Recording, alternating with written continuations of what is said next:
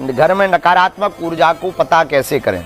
सुनो, लगभग 20 से 30 ग्राम के बीच में मेथी के दाने काले रंग के कपड़े में अथवा लाल रंग के वस्त्र में, सूती वस्त्र में बांध देवें। साफ स्वच्छ जल की एक कटोरी लेवें और उसमें डाल देवें और मात्र एक घड़ी यानी 24 मिनट तक एक बीज मंत्र का जाप करें। ओम बम बागेश्वराय वीर वीराय हुम फट स्वाहा।